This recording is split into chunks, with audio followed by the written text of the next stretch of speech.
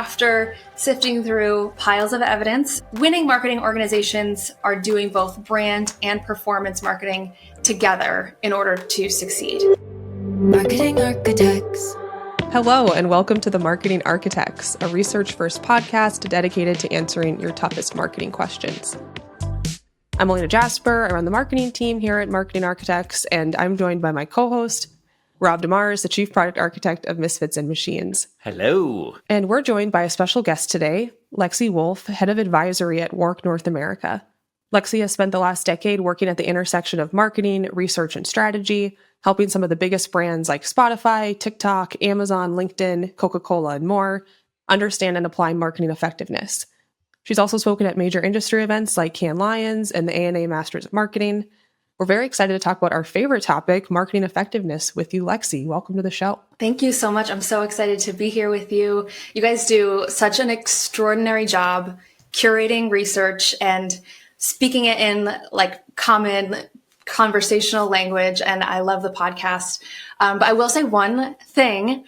I'm a little bit nervous to be here today, and partially because you guys do such a good job, but also because I listened to the episode where you interviewed Mark Ritson, and he says that he listens to this podcast.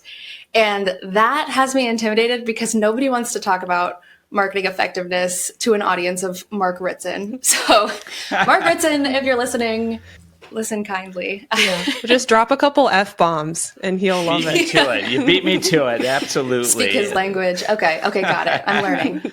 Well, we're super excited to have you here, Lexi. Now, you and I were both copywriters back in the day. So, to quote the poet Eminem, you were in the lab with a pen and a pad at one point, and now you've sort of broadened your scope into the science of all things persuasion and marketing. What pivot for you? What compelled that transition from kind of being a wordsmith to now being all things marketing effectiveness? Yeah, I don't know. I think honestly, it was a very organic shift for me. I think I was just more thrown in the waves of the industry and it carried me where it would. But yeah, I think just as I've learned more about the industry, I started out in copywriting. As I've learned more about the industry and how complex it is and how much more there is to learn about it, I've just naturally gravitated, like my sense of curiosity has just naturally gravitated me towards the research side. And so that's where I've landed now. But yes, I'm definitely a creative at heart. And I think that actually helps in the research lens as well to answer the right questions and to also bring it down to the level of a creative and how they would trying to simplify things. Yeah. Right. Exactly. So you've got both sides of your brain fired up. The brain is fired up. That's right. The left and the right. Well, that's definitely appreciated. I think in marketing effectiveness, when we're trying to break things down, it's nice to have that skill of writing and communication for sure. Well, let's get into things. On this show, we always try to root our opinions and data, research, and what drives business results. Not a problem for Lexi working at a company like WARC.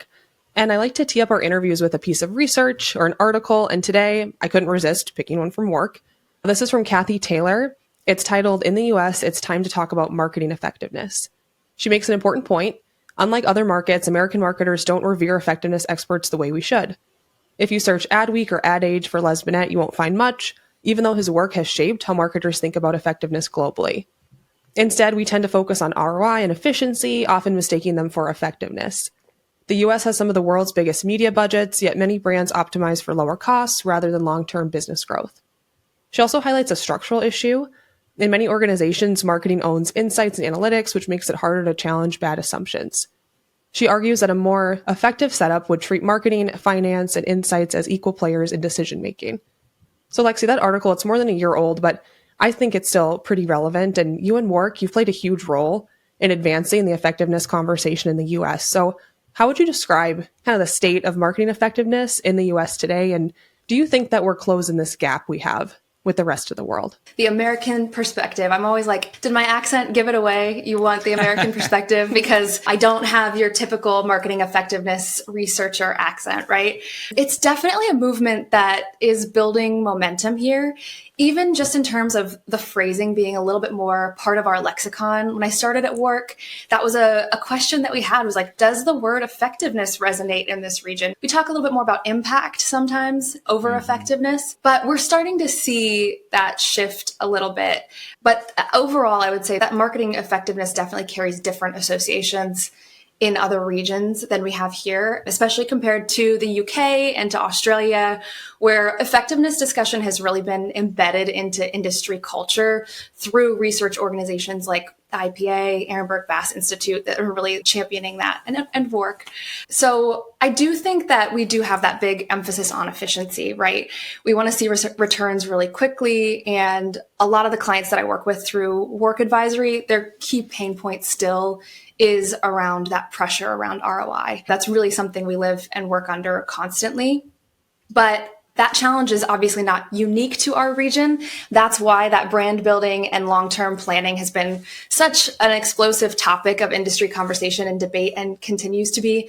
Rob, I know on the Nerd Alert podcast about the multiplier effect, you said that you love that debate and you hope it never gets put to rest because that fire's been burning for a long time and continues to burn. But there's obviously a lot of questions that marketers have now about whether those studies still hold up, like as media continues to fragment and the playing field continues to be reshaped. And then I think in the US especially, a lot of questions around whether that guidance is even applicable in our region, because a lot of that data comes from the UK or from Australia. And so we tend to think we might be a unique region and maybe that doesn't actually work out here.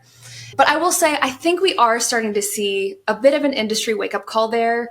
For example, I mean, just thinking of like the types of ads that you encounter day to day tend to be shifting gears in sort of their strategy. So, for example, Airbnb's shift to more of those brand building, story-led campaigns that we started to see from them.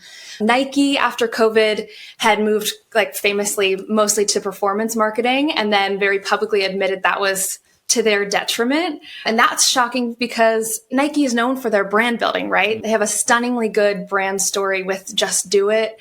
And even they had been kind of lured to that performance advertising and are now coming out saying, wait, we need a change here. And I think we see it across a lot of brands like that. So that gap is starting to close, but there's still work to do in sort of seeing marketing effectiveness go from a niche discipline to an industry-wide standard. I love that Nike's going back to brand. They had their like first Super Bowl ad in a long time, and I just loved it. It had like all those female athletes in it, and I thought they did. Yeah, and it's what we expect from them. It's almost just nurturing the relationship of how we expect to engage with Nike. So when they pulled back on that, it was just like a friend not texting back for a while. We hadn't heard from them in a minute. Yeah, you're right. Those like inspirational ads were so like core to who they were. Well, you mentioned that you were kind of debating, do we use the word effectiveness? I'm glad you have, because I think it helps us kind of match the rest of the world. And I know that WARC is deeply committed to advancing marketing effectiveness, particularly in the US.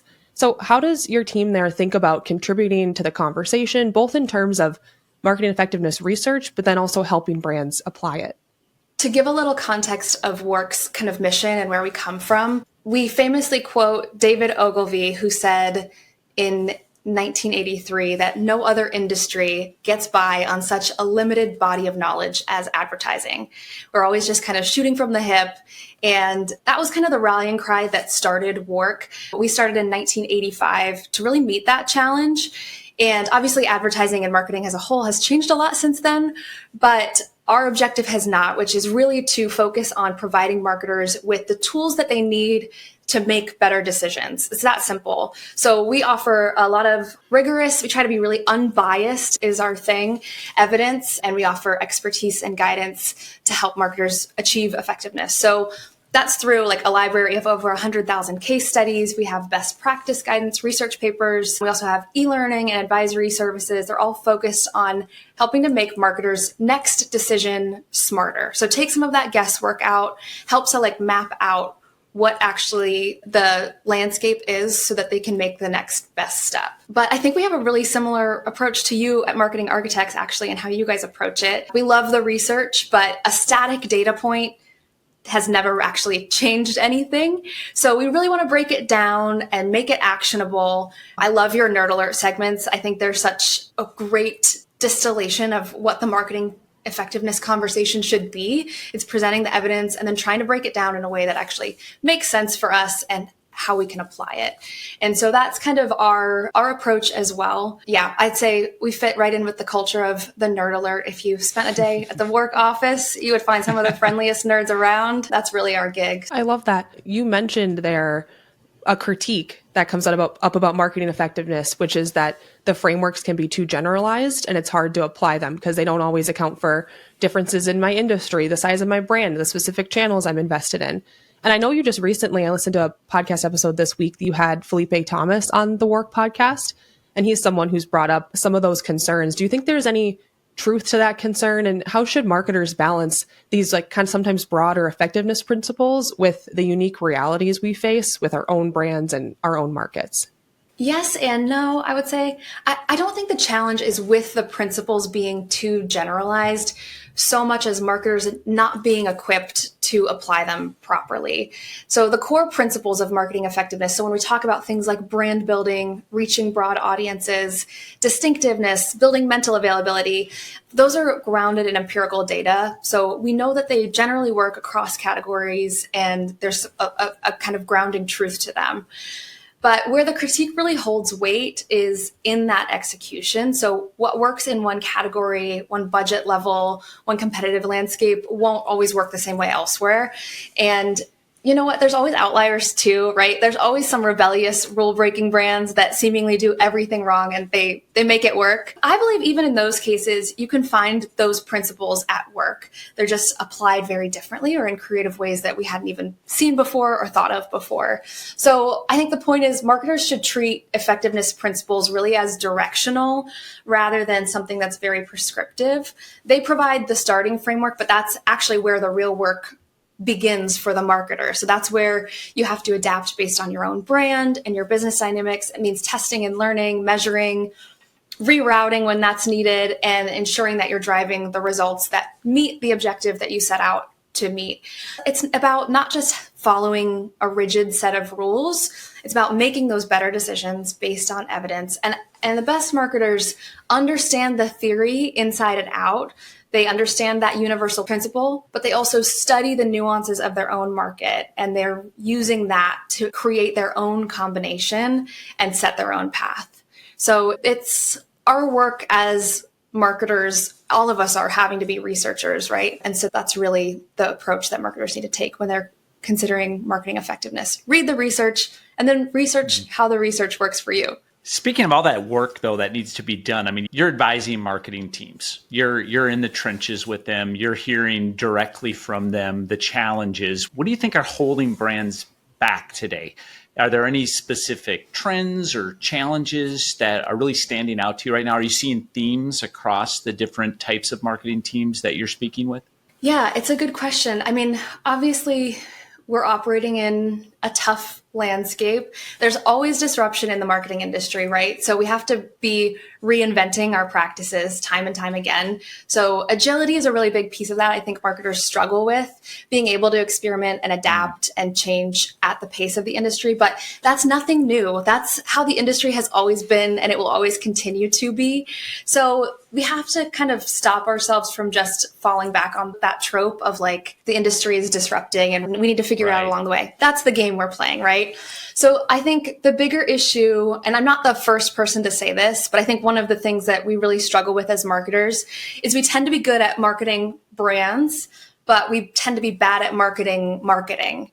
So at the organizational level, there's this misunderstanding of what the role of marketing actually is and what it delivers for a company.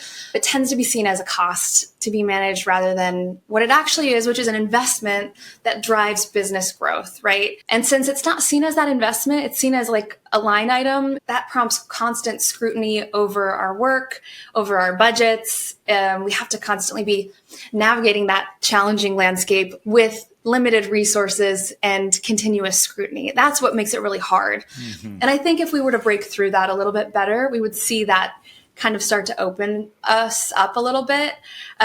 Because what's happened is that's really led to a lot of short-term thinking. We're reacting to that pressure by trying to show results as quickly and concretely as possible, which means we tend to prioritize the bottom of the funnel there. And we traditionally split advertising into those two jobs of brand building and performance marketing.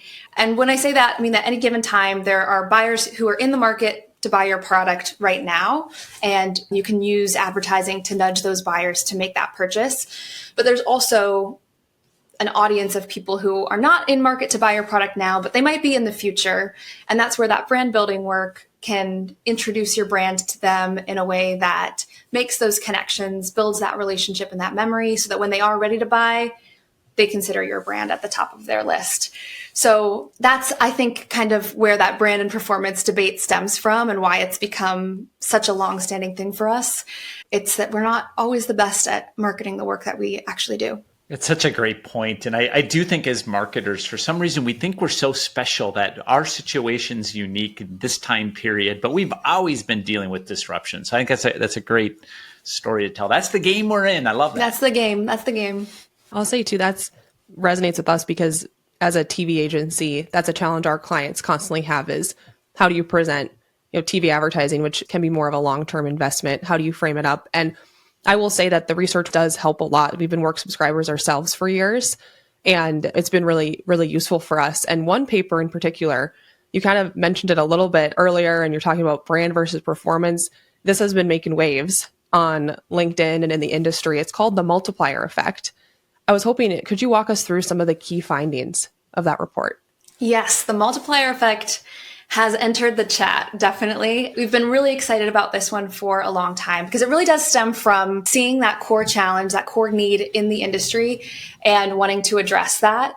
So we do a marketer's toolkit study every year. We study thousands of marketers globally and we try to pull out what the key themes in the industry are. And what we've seen year over year from that survey is that the industry is really facing that performance bias. Like that's not just a hunch, that's the facts. Year over year, we're seeing marketers report that they're investing more in performance.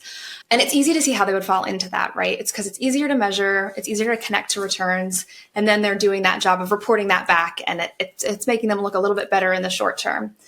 But that's not actually the case for driving effectiveness in the long term, right? And so in the Multiplier Effect, we call this the advertising doom loop, lovingly called the doom loop, just something to throw around in a business meeting every now and then. Are we in the doom loop? That's that once you convert those people that are in market, if you're only focused on that, then that leads your growth to plateau. And then we tend to optimize against misleading metrics. We often double down on that performance advertising to try and milk as much as we can in market. And since, of course, we haven't then introduced ourselves to those who aren't in market yet, we are at a disadvantage in the long term, right? And so essentially what we're doing is short-term optimizing ourselves out of long-term effectiveness. So there's work to be done there. And that's what we wanted to address with the Multiplier Effect. We set out for this to be our 21st century case for brand building. And with this report in particular, we really wanted to focus on US data. So we wanted to make that case that this is something that is happening in our region and how it can be approached from a US perspective. So what we did to build this report is we built a coalition of experts who can help us to make that case. So we worked with analytic partners. They have an ROI genome project that pulls the findings of their measurement programs for more than 1,000 brands. We worked with Vera AI. They're a brand tracking company that they added a layer of business analytics that demonstrated effectiveness. We worked with Profit, and they are an organizational advisory. They're advisors to CMOs, and they helped us with that organizational lens in the report. And we also worked with System One, who are an ad testing company with a really widely recognized methodology that shows how creativity contributes to growth. So we pulled that coalition together for a year to create this report. And the conclusion that we reached after sifting through piles of evidence is that winning marketing organizations are doing both brand and performance marketing together in order to succeed. So the first thing is that marketers see the best payback when performance-led and equity-led advertising are both part of the mix. And these are really high stakes for ROI. So what analytics partners has concluded was that moving from solely being performance-driven to a mixed approach of brand and performance can deliver a total revenue ROI in the range of 25% to 100%. But the kicker is that the median uplift was 90%. So that's a 90% median ROI improvement from adding brand work to your performance work. On the flip side, if you go the other way, if you cut back on brand and move to performance only, you get a 40% median decline in ROI. So really key finding that this is actually something that's valuable, right? Super valuable. Another thing that we found is that strong brands actually expand the whole funnel. So data from BERA showed us that strong brand equity drives results across the funnel with more positive outcomes at every stage of the funnel. So that strong brand equity was moving the needle from awareness to consideration, from consideration to usage, from usage to preference, from preference to advocacy. So essentially that brand is adding grease to the wheels of that marketing funnel and making every single stage more efficient. So I mentioned that we love efficiency, right? Like investment in brand building equity and building brand equity is an investment in efficiency. And another finding is that strong brands strengthen your pricing power and therefore your profit. So another huge advantage of strengthening that equity is that it delivers stronger pricing. Investing in brand building not only leads to higher sales, but it also means that you can charge a higher price point for those sales, and it makes consumers less sensitive to that, right? And that's especially important during periods of inflation, which might be something that you're familiar with. I don't know if you heard anyone talking about that, but customers are generally more price sensitive. And so when you have that increased pricing power, it means less need to offer discounts. And that means you get more profitable customer acquisition, right? So all in all, those are some of our key findings, but that means the multiplier effect then is that we have to stop thinking in terms of brand or performance, or even in terms of brand and performance. What we wanted to prove is that these actually drive results for each other. So it's actually brand times performance. That's the multiplier effect. That means an investment in brand is an investment in performance.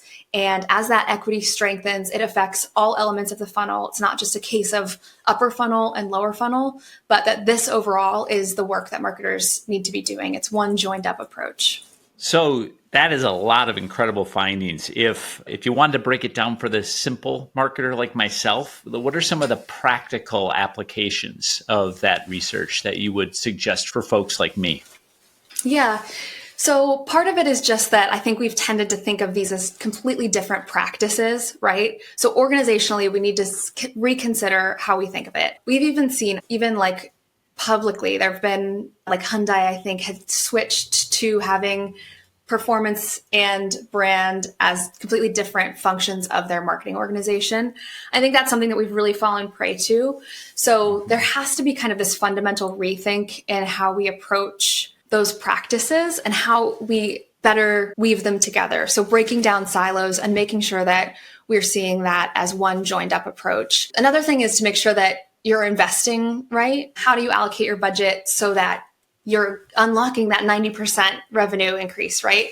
There's not a single level of investment that does that. There's not a single correct number that really kind of is the key, but there's some fundamental principles, marketing effectiveness principles that you can consider as you make that decision. Something from the report we found is that a minimum out of every $10 invested in advertising, 3 out of 10 should be directed towards equity-led. That's the brand baseline. But the most impactful advertisers were dedicating no less than 50% of their investment to brand. And they often are investing even more than that, right? So making sure that you're actually making that case internally so that the organization can approach this right and then also invest properly is the first thing. Another thing is the creative, right? So going back to the creative side of things, you have to be focusing on your creative on being able to do both of those sides. So we tend to think of brand building as these emotional story-led campaigns. We tend to think of performance marketing as these functional kind of reasons to buy, right? What we've posed in this report is that you should make your creative do both of those things. They don't have to be exclusive to each other. So the way we talk about this is in focusing on building platforms, not just campaigns. So you need a creative idea that's big enough to be employed as a platform across different creative executions, that it's iterable, that it has that emotional brand building, but it also has some connection to those reasons to buy now. So that means that you have to then take that brand idea, be consistent in that messaging and in what assets you're using to relay that story, and then considering that for a different variety of channels to cover your media mix, right? And I think a great example of this that we've seen recently is the McDonald's Famous Orders campaign. I love this for talking about short-term and long-term because it feels like a really tangible one to kind of grab hold of. But that campaign was rooted in the insight that everyone, even famous celebrities, have a go-to McDonald's order, right? You guys have, what your go-to McDonald's order is? Funny you say this. It's a lot. Yeah, you didn't want to ask that. But I'm going to just for vanity purposes go with the 2 cheeseburger meal. But that's not true. It's far beyond that. But yes. Perfect.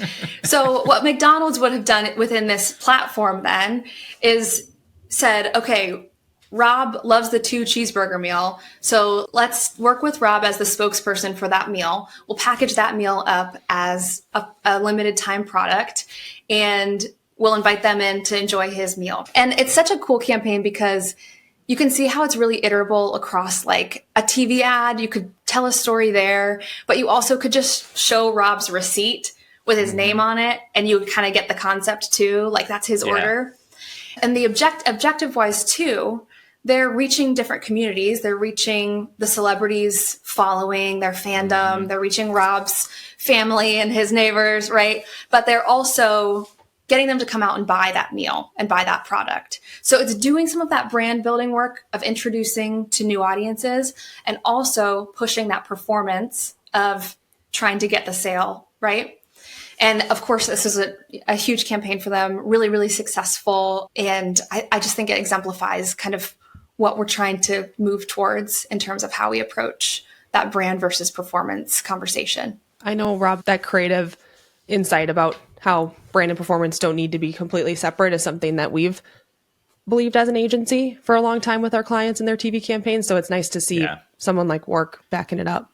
We sort of always have taken the position that it should be remarkable work that works remarkably, that we need to honor both. Definitely. Yeah, I like that phrasing for it. So Lexi, I saw on LinkedIn, hopefully this is true, that the Multiplier Effect is just the first edition of what's going to be a larger project for WARC. Where do you hope to take this next? Are we going to see kind of a V2 of this report? I love addressing the rumors. Yeah, we definitely have more in the works because this is just obviously a hugely resonating issue in the industry. There's a lot of different ways to cut it. So that's something our team has been, you probably saw what David Tiltman's post where he was saying, what do you guys want to even hear from us in terms of this topic? I think that's kind of where we are right now. We do have more in the works. There's a lot of different directions we're interested in building out the work. So right now our team is focused on a piece that's going to frame the work that marketers do in a way that makes an impact with the CFO. So zooming out a little bit and starting to help with that case building and the language that we use and the ways that we're able to present this internally to make an impact in the organization. But there's also a lot of different directions and a lot of room for progress. So we'll be looking at things like measurement and organizational structures and really like a lot of different areas to help make sure that there's ample information on how to leverage the multiplier effect. But I'm curious, is there an angle you'd want to see, or is there anything in particular that you feel like is a need, gap? Well, we always lament the lack of TV research in the US. It feels like a lot of the stuff we pull and demonstrate to clients is UK based. So I'm always a plug for any types of this research when it comes to TV creative, TV's role in the marketing mix. I think we'd always give a plug. Definitely. For that. But Lexi, one thing I was curious about is you mentioned like there are all these directions you could go, but when you look at the marketing effectiveness research landscape, do you feel like there's any areas where things are really lacking? Like places where you think like, man, we really need more research. I mean, we think it's TV, but what do you think? Yeah, I mean, obviously there's always more to learn, and obviously the industry is constantly being disrupted, right? So there's always there's always new white space basically to try to fill. I think we have a really strong foundation for how brands grow, the science behind that. But for all the talk about the marketing funnel, personally, I find that the messy middle is still really messy. So that actual customer journey that we're in right now, can kind of be a bit of a black box, and there's not one singular linear funnel that consumers are using, right? So I've seen it described more like a pinball machine lately, where you just kind of, the consumers are just bouncing from touch point to touch point, and you don't really know when they're going to land, which feels very astute to me. We're getting pieces of that puzzle that are starting to come together. So things like attention and how different touch points interplay and those types of things are starting to paint that picture a little bit better for us. But I would love to see those pieces come together into a more holistic framework of understanding what that messy middle really looks like. I think also zooming back and going back to marketing roots a little bit more, there's a lot to be said about the 4 Ps as a whole. I think a lot of times when we're talking about marketing and marketing effectiveness, we're talking about promotion. And so I think there's a lot of opportunity to talk about how we operate across all 4 Ps in really joined up ways with the organization. So show how marketers really influence the business overall. So I think that's one of our issues right now, is that CMOs typically have influence over promotion, and that really limits marketing's impact. Sure. And I think there's a lot more discussion to be had there as well.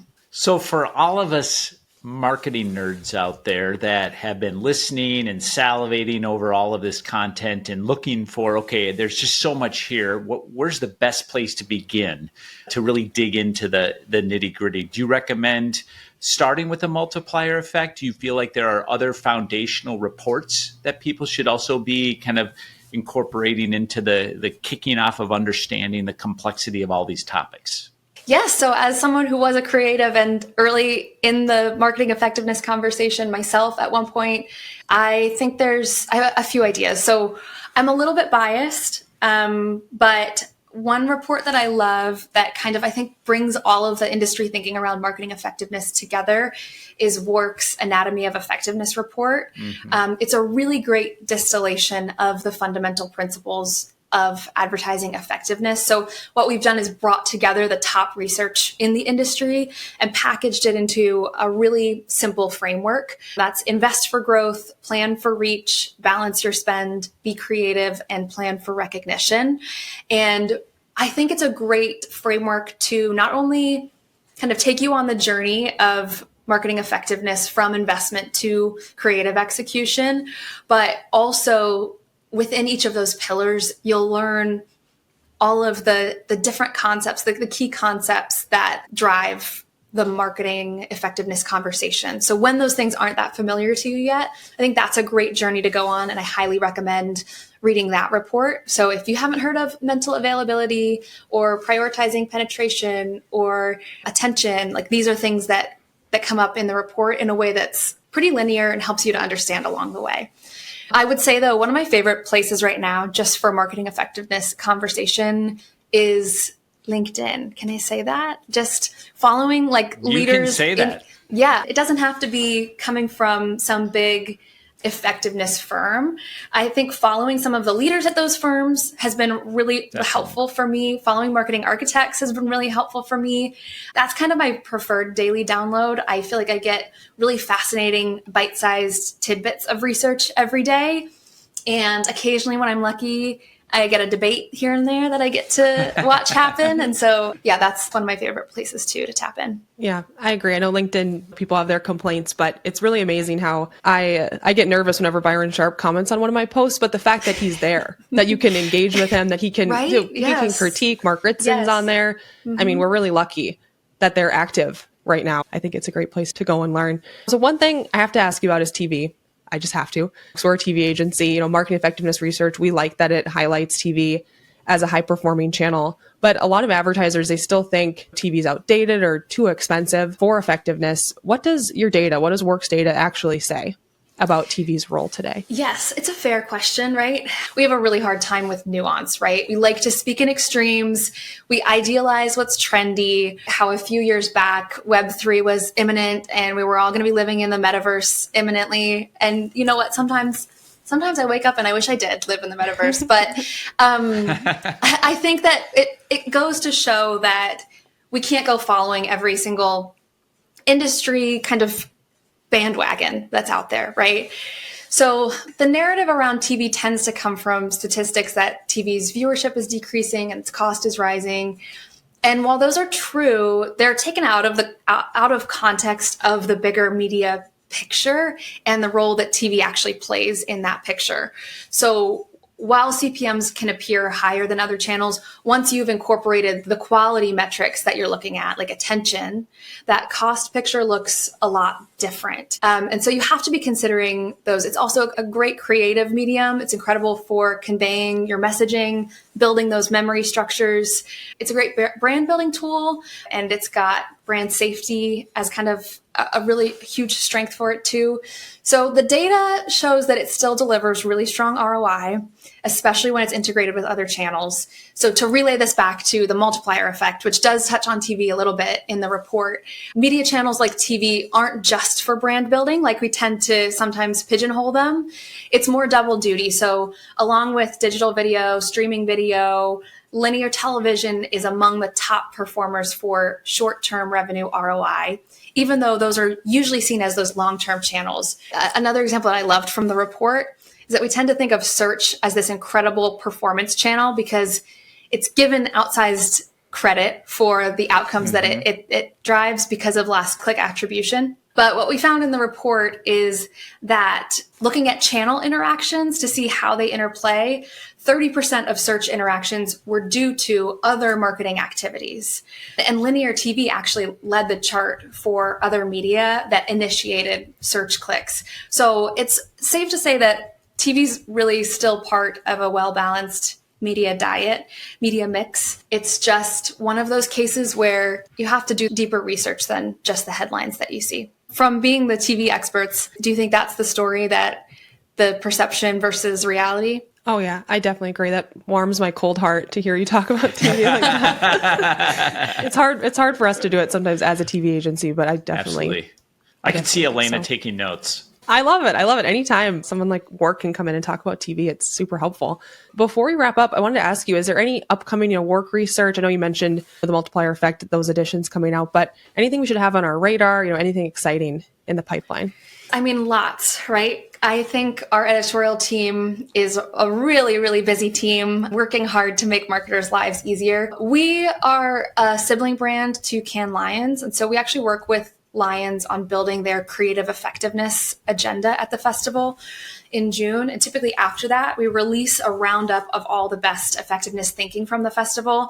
It's called the Creative Impact Unpacked. And I think that's such a great report because it tends to be a really exceptional curation of industry leaders' latest thinking that they've brought to the festival. So I recommend looking out for that one. We also launch our Marketers Toolkit that I mentioned each and every year. It's our key trend prediction report where we basically do a huge study on and take the industry pulse across all of the potential influencing factors. So we look at government, economy, industry, society, technology, and environment.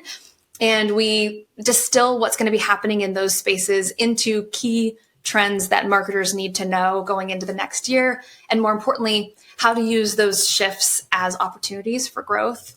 And then beyond like tentpole kind of moments like that will be coming up, we're constantly looking at the industry through different lenses. So how is the search landscape changing? How is strategy changing? What's the latest that we need to know about attention? Our editorial team is across it and they're researching it, and reports on those types of things are constantly in the rotation as well. We can't wait to read it. To wrap up here, I like to end on kind of a fun note. So Lexi, final question. If you could banish one outdated marketing idea or buzzword from the industry forever, what would it be and why? I love this question. And this is a question that I feel like we need to action these opinions because there's so much jargon and we're all so cultured to use these absurd acronyms and phrasing, right?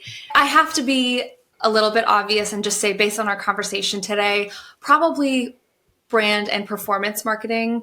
Jenny Romaniuk, the research professor and director of the Ehrenberg Bass Institute, said that one of the biggest own goals of the advertising industry is the invention of the brand building campaign. And what she means by that is that we've really limited ourselves when we've branded anything as being a brand initiative and divorced it from the commercial impact, right? And on the flip side, calling something performance marketing what a cheat, right? Like marketing needs to perform. So it's going to look good if you call it performance marketing, right? So I think the dichotomy of those two things is just so obvious in the terminology themselves. It's just hopefully something that's starting to shift and that we'll eventually see the day that those start to be perceived a little bit differently. Although if it was up to Rob, according to the Nerd Alert podcast, those would never be put to death and that fire would rage on forever, right? Absolutely. Absolutely. Got to keep a little drama. Some healthy conflict. Awesome. Rob, did you have a buzzword you wanted to banish? Oh, yeah. Well, it's two words put together. Viral video. I'd really like that to go away because it has become a topic on a menu. Oh, we're going to do a radio campaign. We're going to do and we're going to do a viral video. Like, it's like it's an outcome thing. Oh, good. I'm glad you clarified it's a viral video because I was just going to make it a regular video. But now that you said it's a viral video, great. Got it. So I think that speaking of viral videos, like it's something you just ask your creative team to go and create, I think is obscene. I also think saying viral video doesn't tell us anything about the video itself because like it could be completely worthless waste of time video. It could be really heartfelt story. Like there's Absolutely. It's just been mass consumed and that is not, that doesn't a measure prove of to success. be. Yeah. Yes, exactly. Well, fun. We all kind of took this a different direction. I have just one word, which is leverage. The word leverage is used so much in marketing. We leverage this, we leverage that. I know sometimes it makes sense to use it, but ChatGPT especially loves the word leverage.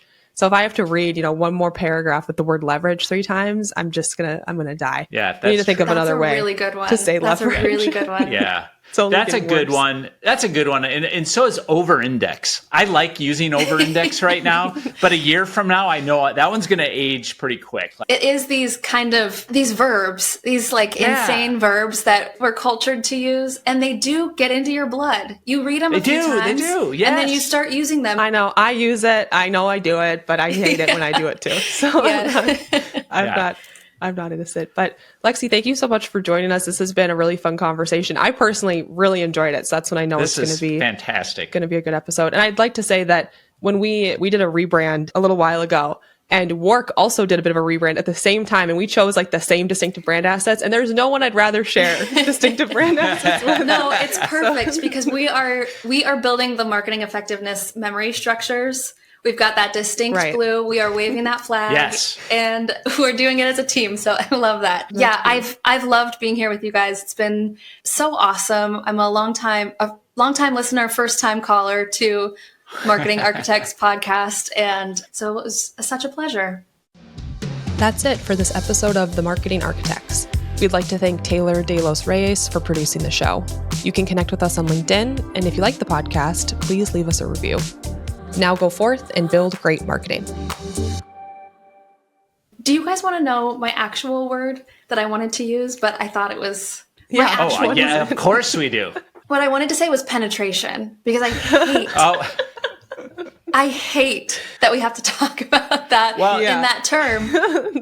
I've thought the same thing. It's a shocking word. Yeah, it's an aggressive word for sure. Marketing Architects.